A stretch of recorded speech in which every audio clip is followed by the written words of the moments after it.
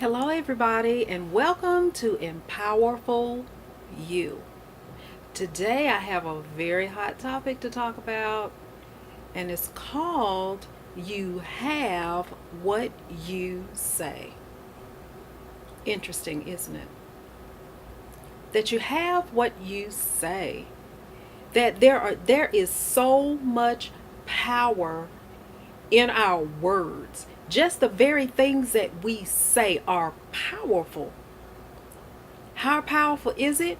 When you can say, I wish I had so and so, or I have so and so, and then it comes to fruition. You did that. The power of your words.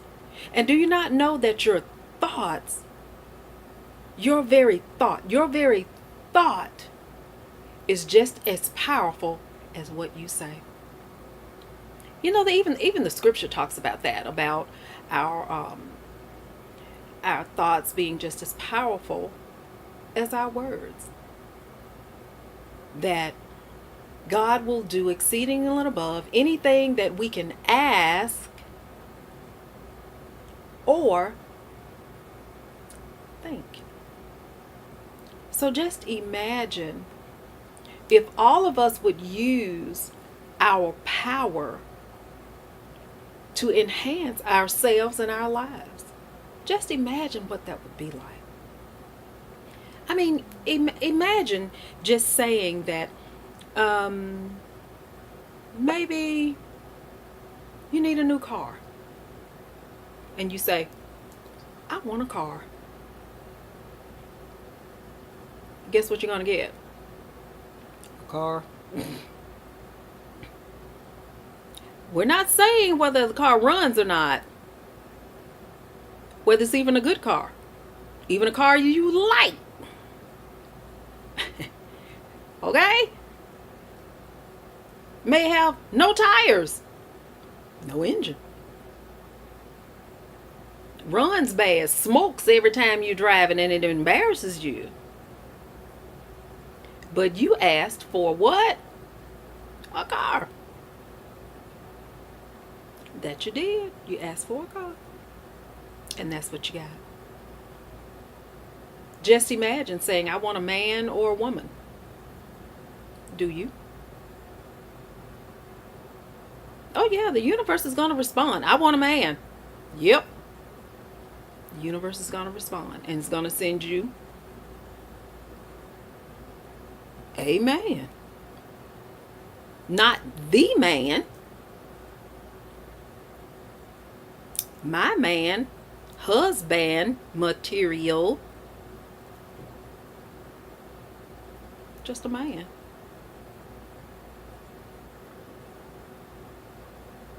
Something that you get into and you get with the person and you say,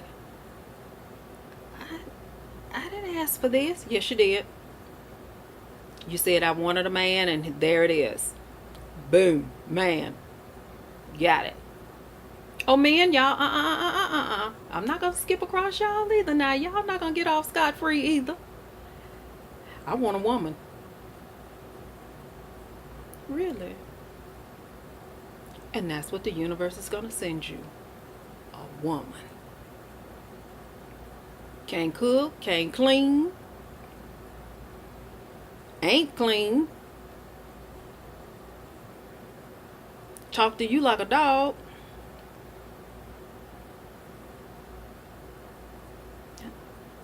That's not what I asked for. Yes, you did. You asked for a woman. And that was the response. You got a woman. Plain and simple. But do you see where I'm going here? We need to be more specific in what we ask for, what we desire, what our desires are. Do you even know what you want? Before it even comes up, do you really and truly know what it is that you desire? You know. I mean, we put more thought into picking a car than we do sometimes our relationships. When we go to the car lot, we want a certain salesman. He don't look right. Hi. It has to be a certain brand. It has to be a certain model. It has to be a certain color. Oh, this doesn't. I can't hook my phone up to it. No. Oh, do you have something else?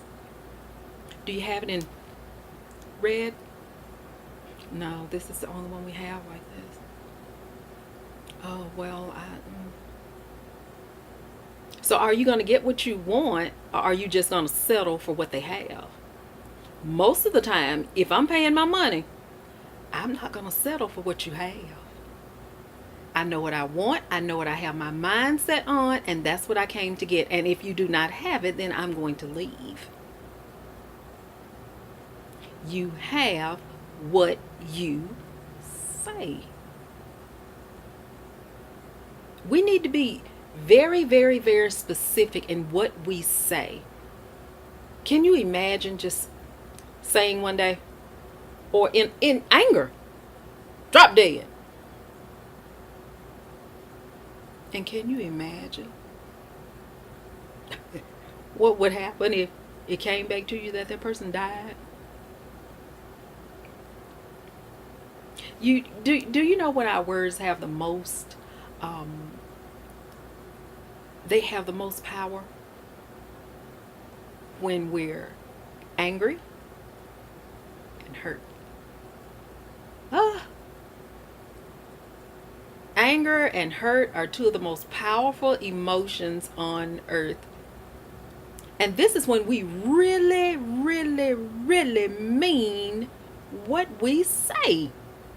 When we are angry, when we are hurt, it's a all holes barred, and all truth is going to fly. In a fit of rage, in a fit of emotion, emotions are high and everything, and everybody bam, and it's out. And I know me, I mean what I say all the time, but however, when we have our moments, oh yeah, we're gonna say it. And what we say, we mean. Do you see what I'm saying? So you have to be real careful now about what you say. All right? And see, we tend to want to put our mouths on people. You don't do that, do you? You don't put your mouth on nobody, do you? Honestly. Look at me. You don't put your mouth on nobody, do you? Nod if you do. That's not good. You don't do that. That's called mess, people. One of the biggest things on earth that I do not put up with is lies and mess. Oh my God. Can you imagine how many people have lost their lives, let alone their freedom, over lies and mess? Do you know that? And if you mess out, I hope I'm stepping on your toes. I want to step on your toes, your knees, your ankles, your throat if necessary, because you need to stop that. Do you see what I'm saying? Because if you are a person who enjoys mess, you have no life. You have no life. You have no life. You're not good to anyone. You're not empowering anyone. And really and truly, you serve no purpose but to cause chaos and strife, have everybody sitting back looking at each other crazy, nobody speaking to each other, and you sitting back in the cut grinning like you've done something. That's a mighty small person who wants to see everybody in misery. You are a small, miserable human being. Yes, misery loves company. Guess what? I don't like that type of company. Okay? Nobody likes that type of company. Life is hard enough without some fool causing mess. You see what I'm saying? The he say, the she say, the they say, the nay say, the auntie say, the sister say, the daddy say, the boyfriend say, the ex-boyfriend say, the ex-girlfriend.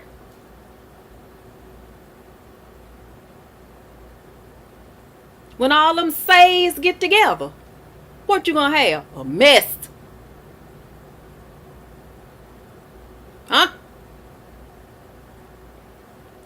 Be careful what you say, because you don't want nobody to lie on you, would you?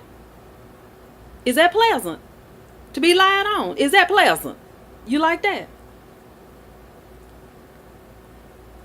You like your name always ringing in some type of mess? In some type of drama? Is that a badge of honor or something for you to have your name always being called out in some type of foolishness? You know, a lie travels fast, but the truth lingers. It take a long time sometimes to get to the truth. But a lie will move just like that. People will take a lie and run with it until they can't run no more. And then you know how we are now. If we tell a story, we got to change this a little bit and add a little bit, take away a little bit, put a little bit in, because you got to keep it juicy now. You got to keep it juicy so you can keep your audience entertained and interested. You to go to. You to go to for all the tea. Little do they know your tea is rotten and not good for consumption. Yeah, I said it. You can get mad with me if you want to. If you feel like it, you can stop the video now. You can go watch some Lifetime and BET. But I'm going to say what I say. Because, you know, we need to speak the truth. We need to speak the truth in love. We need to tell the truth to each other. You know, there's a way you can say anything to anybody. You know? You don't have to be confrontational. You don't have to be hostile or anything like that. You just, come here, baby. Let me talk to you. Come on, let me talk to you. Even if you need a third party, call somebody else in because you think you're finna kill somebody. Don't do that.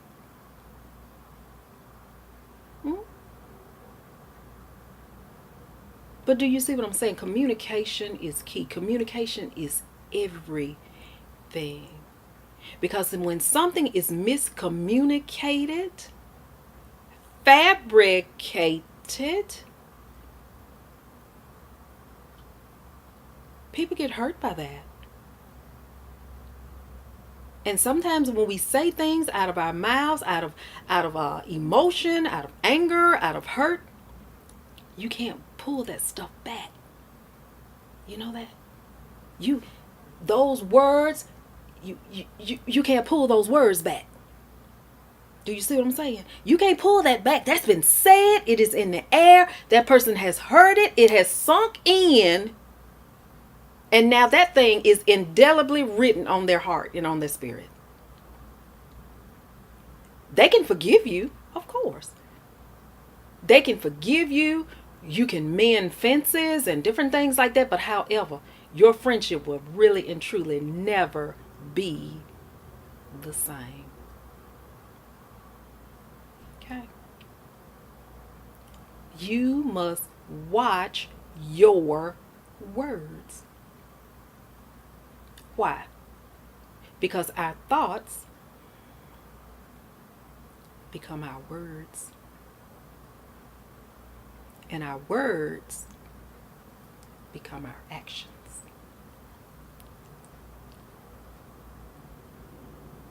So what's on your mind? What's on your mind? Is something good on your mind? Your next project, or how can you help someone, or, you know, something creative. I want to create something, because we are creators, right? What am I going to do to better this place we call Earth? When I leave, am I going to leave a mark on this place, or am I going to just exist from this year with a dash to that one? The end. Done. What are you going to do? What are you going to do to help mankind? What are you going to do? I mean, you don't have to, uh, be international. You can start in your own home. You can be an example in your own home, in your own family. Because a lot of times the most drama that we get is in our family. You know how family folks do? Family people are the first person to speak against anything that you do. Your worst critics will come from your family. Well, I want to start this. What for? What you gonna do with it? They already got enough of them. How you gonna be in a different? Can I get a kind word from you? Can I please get a kind word, some type of encouragement through here, instead of all this doubt and negativity? I don't need all that. All that doubt and negativity. Y'all can keep that. But do you see what I'm saying? Isn't that what they do? There are very few family members that we have. There are very few relatives that say, "Baby, I'm so proud of you. When you gonna do it? I like that. Can I help? What can I do to help you?" No, but y'all gonna sit around and listen to Uncle Clero and Uncle Jojo and Auntie Clarice and everybody else. I don't mean nothing against Clarice. Now come on now. I ain't talking about your auntie. But you gonna sit back and listen to all these negative Nellies to kill your dream. No. Because it's not about what they say. It's about what you say. What you say, what you feel, what's in your heart. That vision was given to you. And if you're going to let a naysayer, a doubter, make you doubt yourself, then you are not worthy of the vision. The Creator thought enough of you to give you that vision. Then all of a sudden you're going to draw back?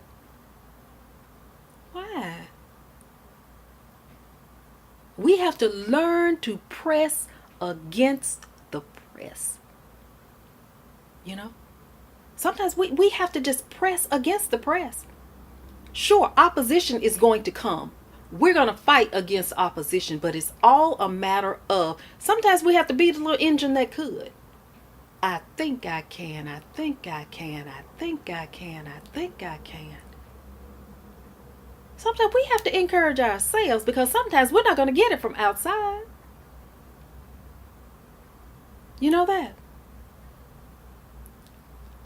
And when we get in those places of doubt or I don't know, confusion and frustration, when we get in those places, that's when we need to just stop.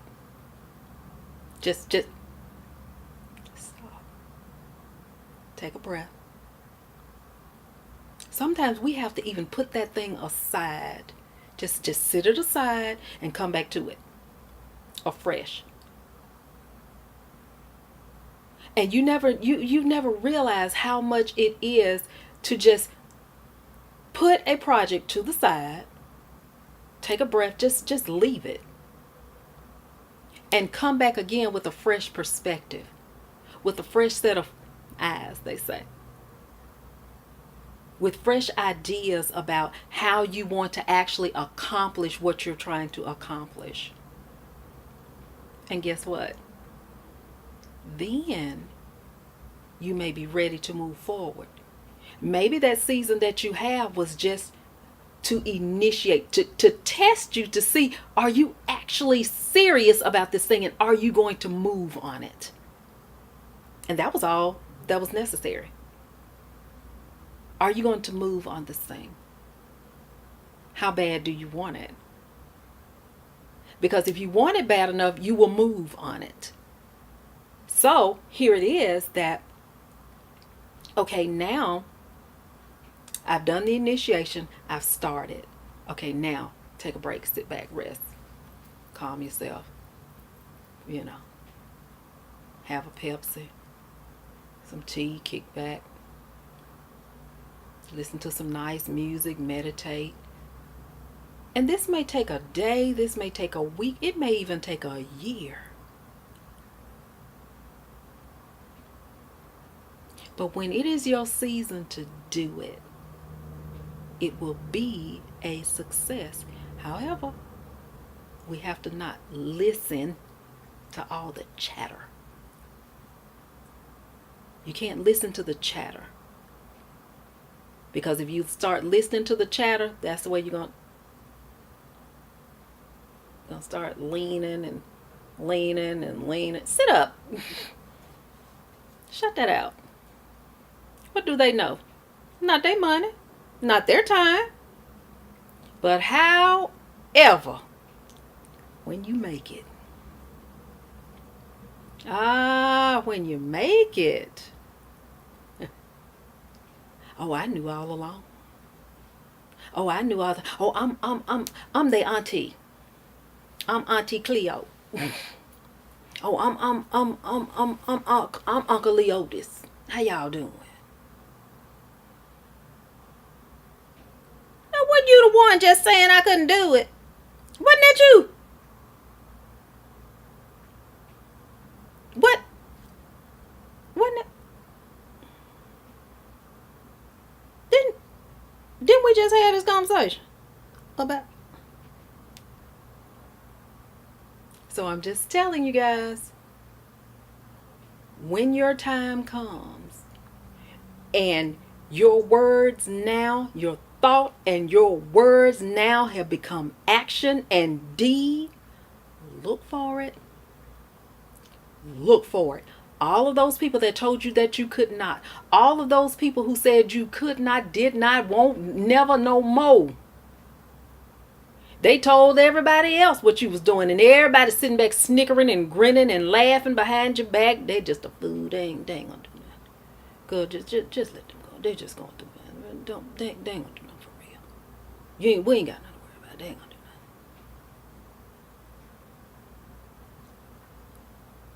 But when it comes to fruition, you have given birth to that new baby. And now everybody gets to sit back and see your dream come true.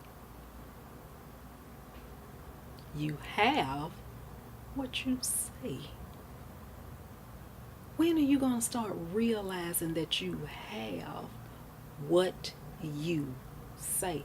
It's all dependent upon you. It's your words, your deeds, your actions that is going to determine your next destination. If you choose to just sit back and keep making those blanket statements, you're going to keep walking around in circles. But when you start aiming for the mark, when you start pressing towards the mark, then you will hit the target. Okay? But first of all, we have to establish a goal and a target. Okay? So, I mean, what are you thinking? What's on your mind right now?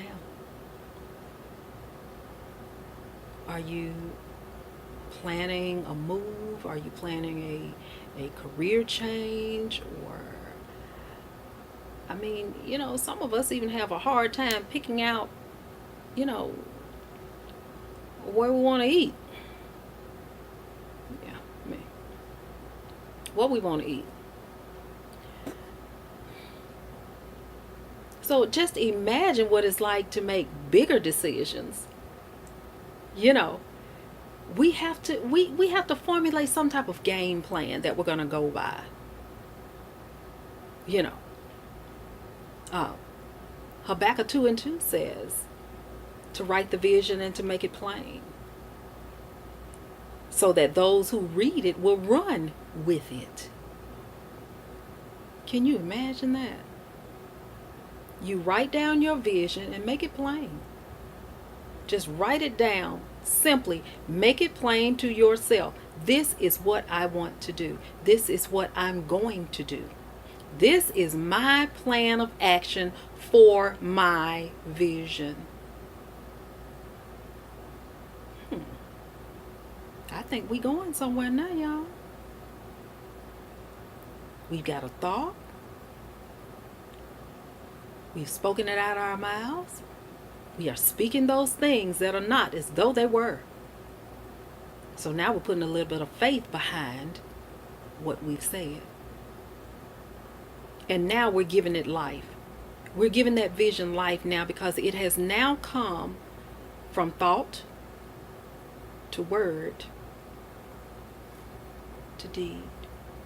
We've written it down in its entirety. And now that we have done that, watch and see what happens. People are going to start coming out of the woodwork. People that, you're just going to be sitting there talking to. And the conversation is going to turn a certain way. And it's going to be like, oh, I do so and so. Oh, what? Wait, hold on.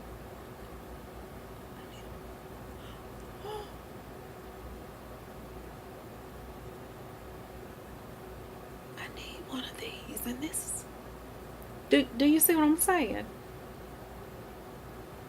You have what you say, and it's just up to you. If you would just move forward and take the initiative, take the first step, the universe will supply everything else.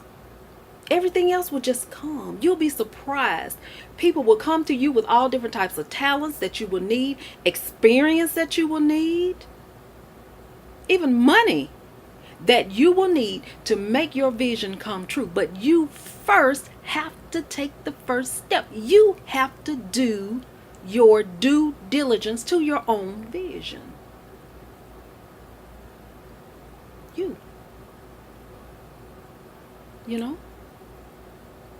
You have to do due diligence to your own vision, because me personally, I have worked on so many other people's vision that they didn't care anything about. I'm wearing myself out trying to make their vision work, and then I come to find out I'm carrying the whole vision.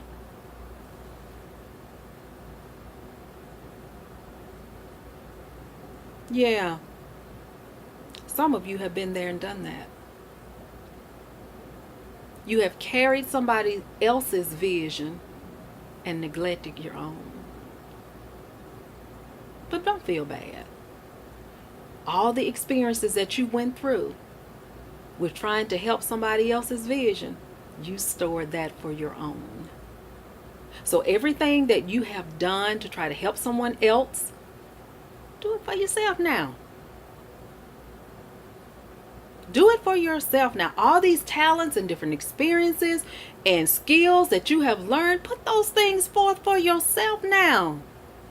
Advance your own vision. Advance yourself. Because who knows? All those different things may have been put in place to prepare you for where you're going. You remember pay it forward? You remember? So that's what these experiences were. These experiences were to pay it forward for you for right now. For this very time in your life. You know? This is your season. This is your season to shine. But you have to know what your vision is and what your season is. Too many people function outside of their season. Too many people function outside of their gift. And what is that called? That's called dysfunction. You're out of your lane. You're out of your element.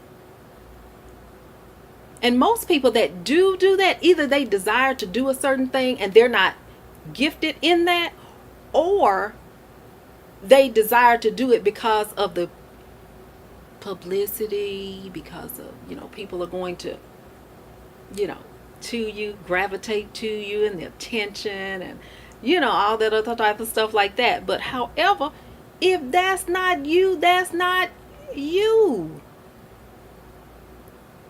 That's called covetousness. You want to covet something that somebody else has. You want that for yourself, but that's not for you. I have a lot of different friends that do different things. I don't covet none of the stuff that they do, because I know I can't. That's not my gift. My gift is to yap. Okay? And that I can do. I can yap. And out of all the experiences that I've had, I can give sound wisdom on, life experience.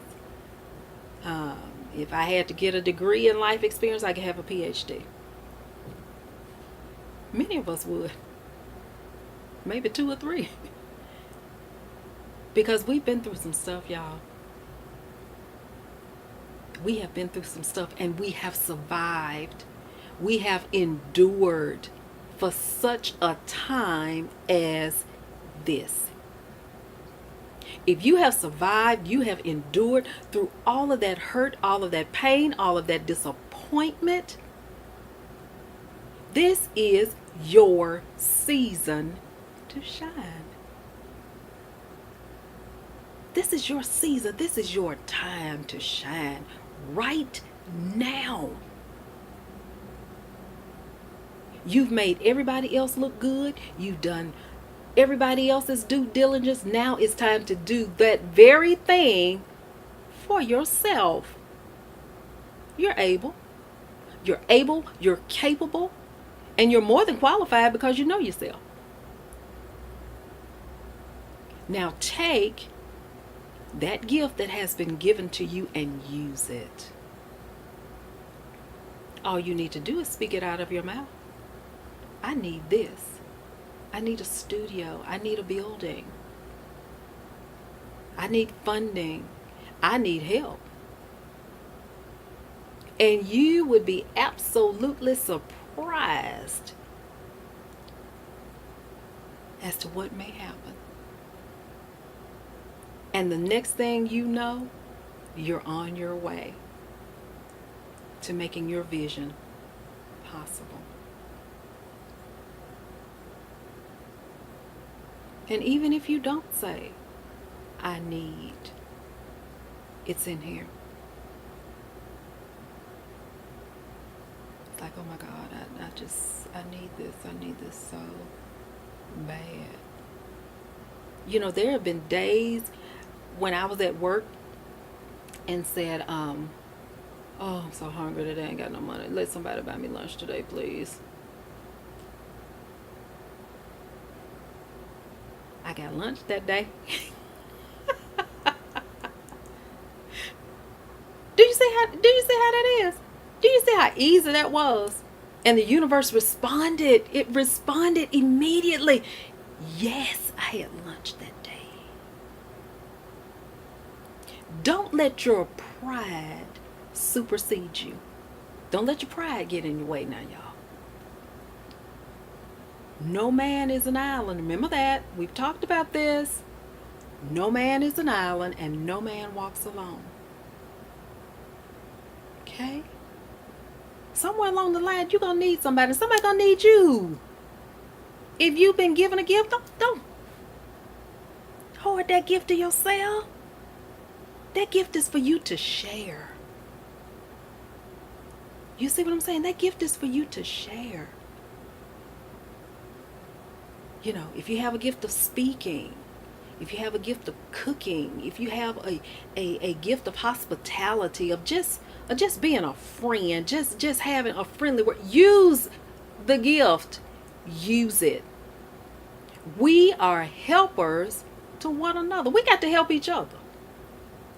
You see what I'm saying? We can't down each other. We cannot tear each other down. That is not empowering, nor is it powerful. Because nobody benefits from that. Nobody benefits from being torn down. There's no benefit in that.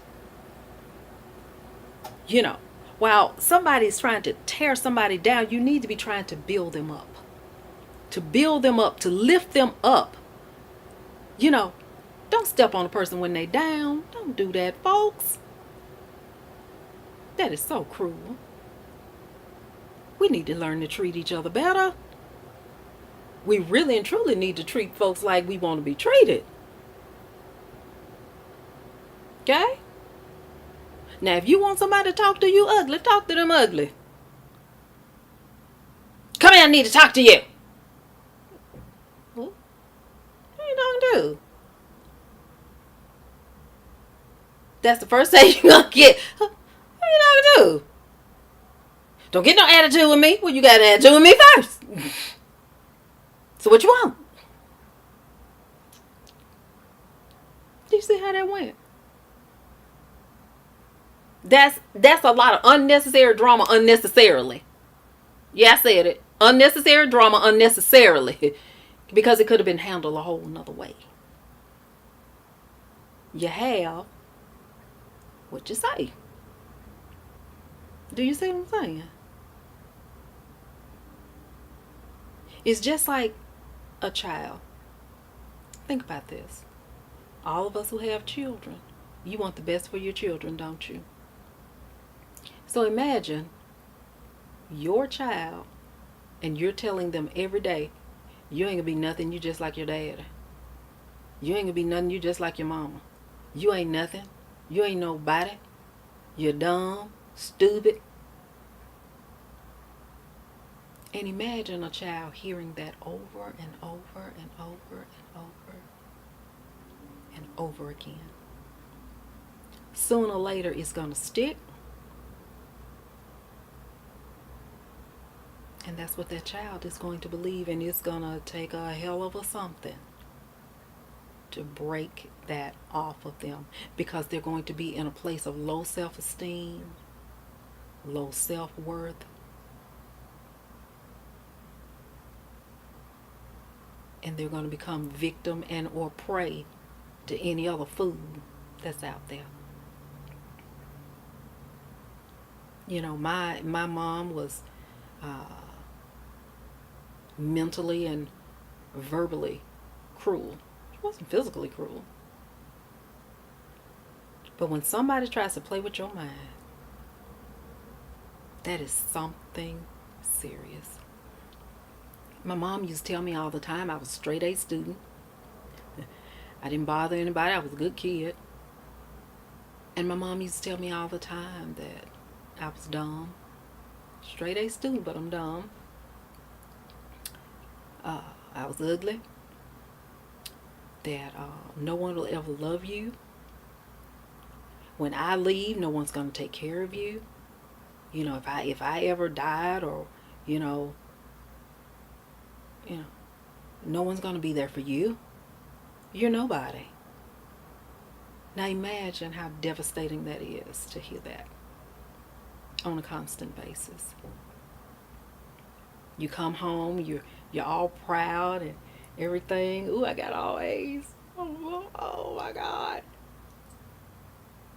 Oh, you got all A's. That's nice. You know, I can laugh about that now, but can you imagine how hurt I was? And I really believe that if I did not have a strong disposition and a strong mind, I would have been torn to pieces by this lady. But because I had a strong mind and a strong will and a strong disposition, I was resilient to her mental and physical, well, mental and verbal attacks. I'm talking to somebody. And I use humor a lot of times to cover it up.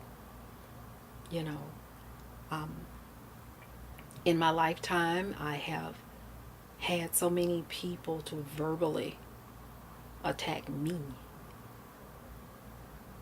And it actually caused a condition called dissociation. And I suffer with a condition called dissociation.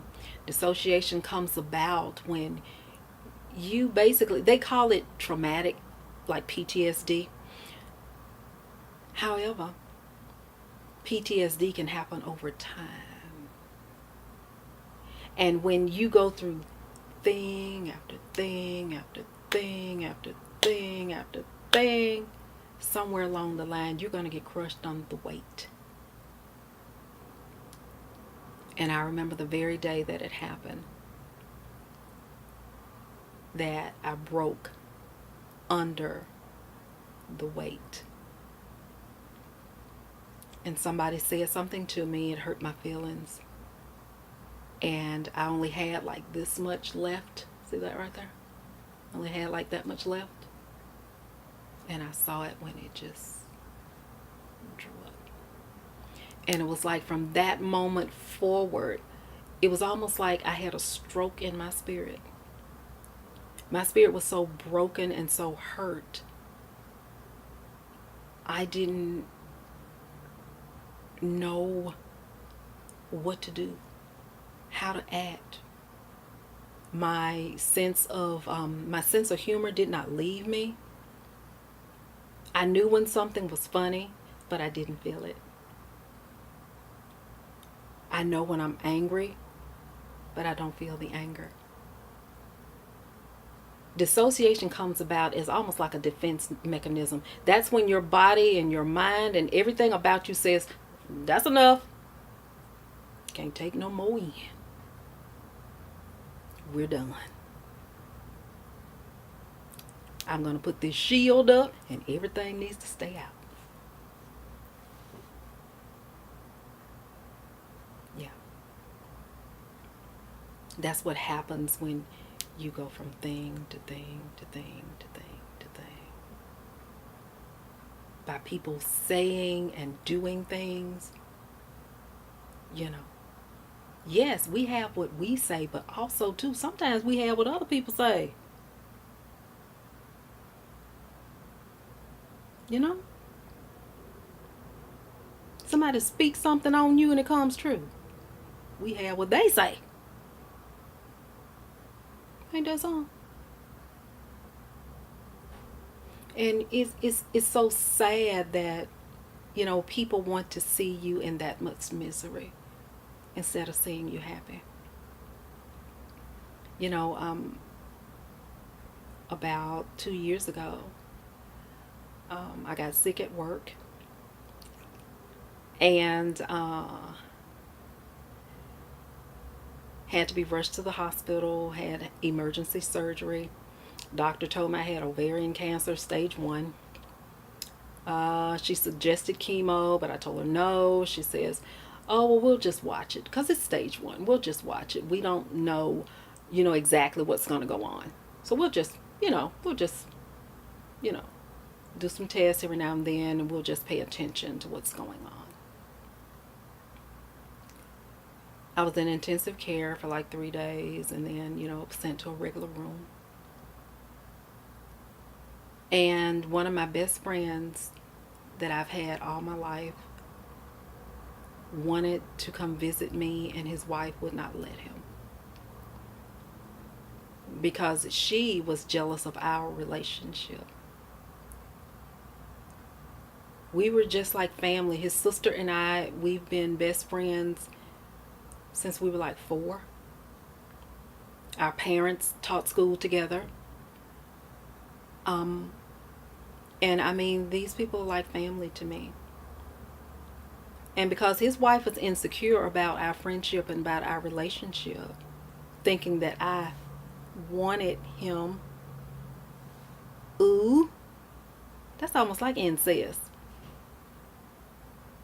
He's like a brother to me. Ooh, that's nasty, y'all. Ooh. But because of her insecurity, she actually thought I wanted him. She had convinced herself that I wanted her husband. So she cooked up a scheme in her mind to whereas she didn't want him to come visit me in the hospital. She told him he couldn't come. So when I got out, I still had staples in. I went by the house because I've done that all my life. And I knew that his parents were going to be concerned about what was going on. So I went by the house like I always do. Told them what happened because, they didn't know the full story. She comes out and says, well, so-and-so, I'm not going to say his name. So-and-so is in the shower and we're going to leave. We're going to run some errands when he gets out. I said, so what are you saying? What are you saying? And then she couldn't say anything. I mean, you're just standing, hey, you came out, you confronted me. Now I'm countering. So what are you saying? Are you telling me to get out? You can't put me out because it's not even your house. You live with his parents. You're in their house. Do you see what I'm saying? Sometimes we don't even know what to say or when to say it or who to say it to. Know your place. Sometimes it's not even your place to address a person and or a situation. Know your place. And then when I asked her, okay, so what again, we're back to what are you saying? And by this time I stood up like, what you saying? Then she just, retreats back to wherever it was she came from. And his parents are going, now don't listen to that, and they were trying to, really trying to get me, back online because you already know.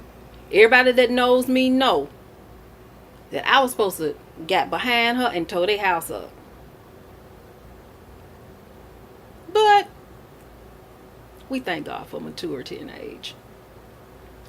But it hurt me so bad, and I left and, yeah, I did. I cried all the way home and I texted him and I told him, I said, you don't have to ever worry about me coming back over to the house anymore. You don't have to worry about it.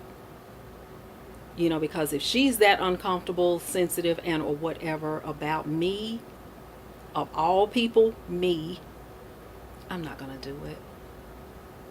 My daughter, on the other hand, was not that forthcoming. We would not even talk about what all she said to him.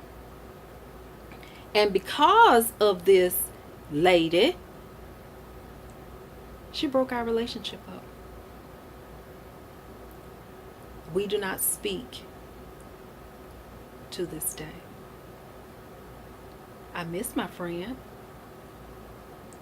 I miss, us talking and laughing. He's actually my business partner. And but do you see what I'm saying, people? You have what you say. Be careful with your words. And be careful what other people speak about you. Sometimes we have to defend ourselves against verbal attack. Be like, no, no, no. I don't receive it. I don't accept. And sometimes when temptation comes about, we have to learn that everything we think cannot come out of our mouth. Everything that we feel cannot come out of our mouth. Somewhere along the line, somebody has to be the mature person and learn to walk away. Walk away. Walk away from things that no longer serve you. Just walk away. Let the universe handle it. Just like my friend, I really believe that in time we will clear the air and everything will be fine. I also have another person that we had a come to Jesus meeting, and the air was cleared and I got vindicated. Come to find out that I didn't know anything about what had been said or done. And now that person is sort of kind of, around me. But it's okay. Again, treat people the way you want them to treat you. You got to. Treat people like you want to be treated. Now, you want to be treated ugly and keep on talking to folks raggedy and ratchet and ugly, keep right on.